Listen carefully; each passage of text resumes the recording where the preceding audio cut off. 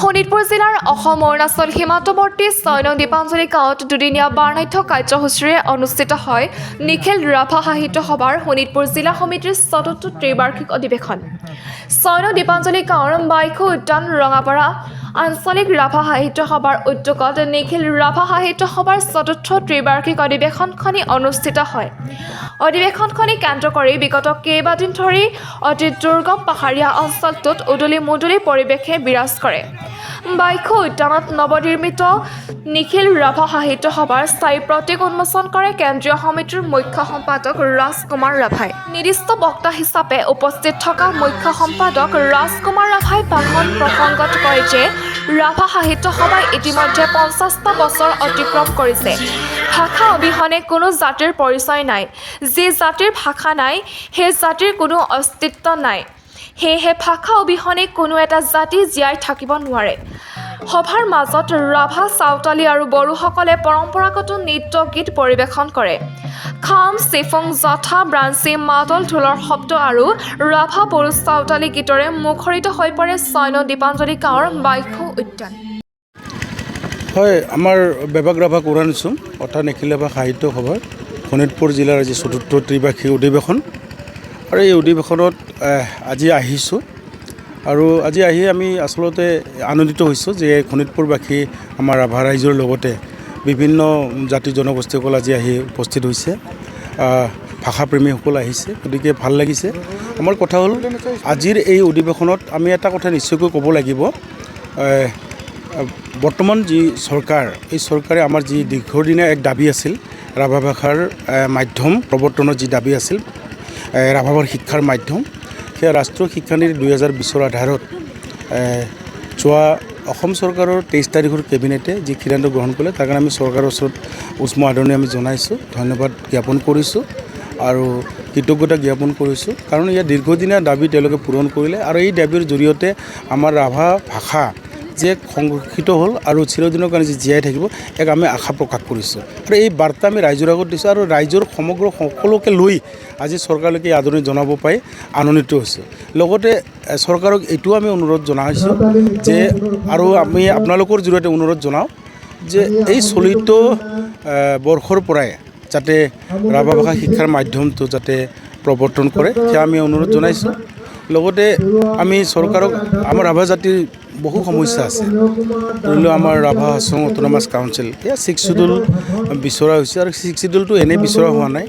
এয়া বৰ্তমান আমাৰ জাতিটোৰ লগতে বিভিন্ন ভাষিক জনগোষ্ঠীসকলক জীয়াই থকাত এক নিজৰ ভূমিত, নিজৰ মাটিত, নিজৰ বাৰীত মানে জীৱন সম্পত্তি লৈ জীয়াই থকাটো এক শংকা হৈছে। গতিকে তাৰ কাৰণে অচিৰে আমি বিচাৰিছোঁ ভাৰতীয় সংবিধানৰ আধাৰত আৰু এই ৰাভা অসম অট'নমাছ কাউন্সিলখনক ৬ষ্ঠ অনুচ্ছেদ অন্তৰ্ভুক্ত কৰিব লাগে আৰু ইয়াৰ সমান্তৰালকৈ আমাৰ ৰাভাসকল ৰাভা অসমৰ বাহিৰত আজি অতি কমেও ৭-৮ লাখ মানুহ ৰাভা জাতি বাহিৰত আছে। গতিকে তেওঁলোকৰ নিৰাপত্তাৰ কাৰণে ভাষা, সাহিত্য, আৰ্থ সামাজিক উত্তৰণৰ কাৰণে ৰাভা ডেভেলপমেণ্ট কাউন্সিল বিচাৰি থকা হৈছে আৰু দীৰ্ঘদিনে আমাৰ দাবী।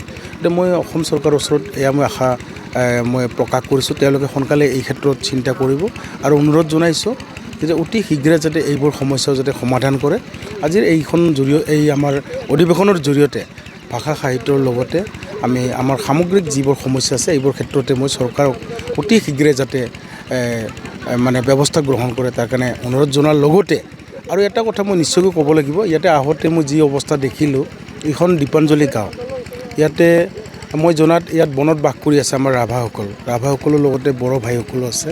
তো বহু ৰাইজ ইয়াতে অতি কমেও ২৫০ ঘৰমান ইয়াতে বনত বসবাস কৰি আছে। গতিকে এইসকল আজি ভূমিহীন হিচাপে আছে। গতিকে এওঁলোকক ভূমিৰ পট্টাৰ ব্যৱস্থা কৰি দিবলৈ এইকাৰণে দিব লাগে যিহেতুকে ফৰেষ্ট ডুৱেলাৰী এক্ট 2006 আইনখন আছে, বন অধিকাৰ আইন 2006, সেই অনুসৰি আমাৰ এই ৰাভা বা বড়ো ৰাইজসকলৰ এই মাটিৰ ভূমিৰ পাট্টা যি পাব লগা ব্যৱস্থা সেয়া চৰকাৰে কৰি দিব লাগে। আৰু লগতে ৰাস্তা ঘাটৰ যি শোচনীয় পৰিৱেশ আজি দেখিছোঁ, মই আজি যিখন গাড়ীত আহিছোঁ আজি নদী পাৰ হৈ গৈছে, আপোনালোকে নিজে আহিছে দেখিছে।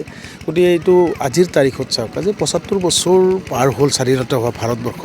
তো এই দিনত আজি অসমৰ দৰে এক ঐতিহাসিক এলেকা শোণিতপুৰ বুলি ক'লে আৰু আপোনালোকক বুজাই ক'ব নিশ্চয়কৈ নালাগে। এই শোণিতপুৰ এই ঐতিহাসিক এখন ঠাই আৰু এই ঠাইৰে সংলগ্ন দীপাঞ্জলি এখন গাঁও। গতিকে এইখন গাঁৱৰ এই অৱস্থাটো আচলতে চৰকাৰে চিন্তা কৰাটো উচিত বুলি মই ভাবোঁ। গতিকে চৰকাৰক ইলেক্ট্ৰিচিটিফিকেশ্যনৰ পৰা আদি কৰি ৰাস্তা ঘাটৰ পৰা আদি কৰি বাকী আমাৰ ৰাভা ডেভেলপমেণ্ট কাউন্সিলৰ পৰা আদি কৰি যিমানবোৰ আমাৰ সমস্যা আছে এইবোৰ ক্ষেত্ৰতো যাতে চৰকাৰে এটা যাতে সমস্যাবোৰ যাতে সমাধান কৰাৰ কাৰণে যাতে ব্যৱস্থা গ্ৰহণ কৰে, তাৰ কাৰণে মই আজিৰ এইখন আপোনালোকৰ জৰিয়তে বা এই অধিৱেশনৰ জৰিয়তে মই অনুৰোধ জনাইছোঁ।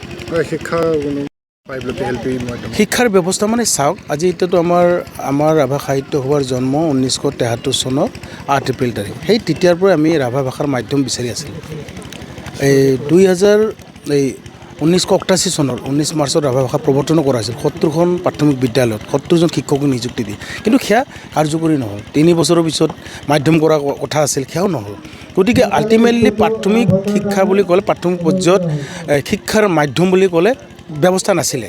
সেইকাৰণে আমি এইটো দাবী কৰি আহিছিলোঁ যে ৰাভা ভাষাৰ শিক্ষাৰ মাধ্যম লাগে। বৰ্তমানে চৰকাৰে যোৱা 23 তাৰিখে কেবিনেট সিদ্ধান্ত গ্ৰহণ কৰিলে। গতিকে আমি ইতিমধ্যে সমগ্ৰ অসমত আমাৰ এই শোণিতপুৰ জিলাৰ 12খন স্কুল আছে আৰু ঠিক তেনেকৈ ধৰণৰ আমাৰ গোৱালপাৰা, কামৰূপ, গোলাঘাট, আপোনাৰ তিনিচুকীয়া, ধেমাজি, কোকৰাঝাৰ, আপোনাৰ বাক্সা, তামোলপুৰ, ওদালগুৰি, চিৰাং জিলা, এনেকৈ ধৰণৰ আমি প্ৰতিখন জিলাত আমি সমগ্ৰ গোটেই জিলাৰ 710খন মুঠ স্কুল আমি দাখিল কৰিছোঁ আৰু সেয়া চৰকাৰৰ নিৰ্দেশনাতে আমি দাখিল কৰিছোঁ। চৰকাৰে কৈছে যিবোৰ স্কুলত প্ৰাথমিক বিদ্যালয়ত মানে ৰাভা ভাষাৰ শিক্ষা মাধ্যম প্ৰৱৰ্তন কৰিম বুলি আপোনালোকে ভাবিছে, সেই তালিকাসমূহ আমাক দাখিল কৰিব লাগে আৰু সেয়া NOC লৈ পেলাই স্কুলৰ NOC লৈ পেলাই দাখিল কৰা হওক বুলি যি নিৰ্দেশনা দিছিলে সেইমতে আমি দাখিল কৰিছিলোঁ 710খন। আমি বিচাৰোঁ বৰ্তমান যি 710খন আমি বিদ্যালয়ৰ তালিকা দিছোঁ তাতে মাধ্যমটো প্ৰৱৰ্তন কৰা হওক, সেয়া আমি দাবী কৰিছোঁ। গতিকে আগৰ পৰা কিন্তু প্ৰাথমিক বিদ্যালয়ত ৰাভা ভাষাৰ মাধ্যমৰ কোনো ব্যৱস্থা নাছিলে। আমাৰ ট্ৰাইবেলসকলৰ ইয়াত অকল আমাৰ ৰাভা বুলি নহয়, জনজাতিসকলে যিহেতুকে ট্ৰাইবেল বেল্ট এণ্ড ব্লক এই অধিকাৰটো আছে, আমি আগৰ পৰাই বিচাৰিছোঁ এয়া অধিকাৰ মুক্ত হওক। কিন্তু চৰকাৰে অনাকাংক্ষিতভাৱে এই ধৰণৰকৈ যি মানে নতুনকৈ তেওঁলোকে ব্যৱস্থা কৰিছে সেয়া এটা মানে দুখজনক কথা। সেয়া হ'ব নালাগে, আচলতে হ'ব নালাগিছিলে। আৰু চৰকাৰে এতিয়া বিবেচনা কৰিব কি ধৰণকৈ কৰে। আমি ভাবোঁ যি ধৰণেই কৰা হওক আমাৰ স্থায়ী যি আমাৰ ট্ৰাইবেলসকল আছে, ট্ৰাইবেল বেল্ট এণ্ড ব্লক মাটিয়ে হওক বা যিকোনো জাতীয় সমস্যা হওক সেইবোৰ কোনো কাৰণতে যাতে লাঘৱ নহয়, কোনো কাৰণতে যাতে মানে অনিষ্ট নহয়, তাৰ কাৰণে যাতে চৰকাৰে নজৰ ৰাখে তাকে মই আহ্বান জনাম।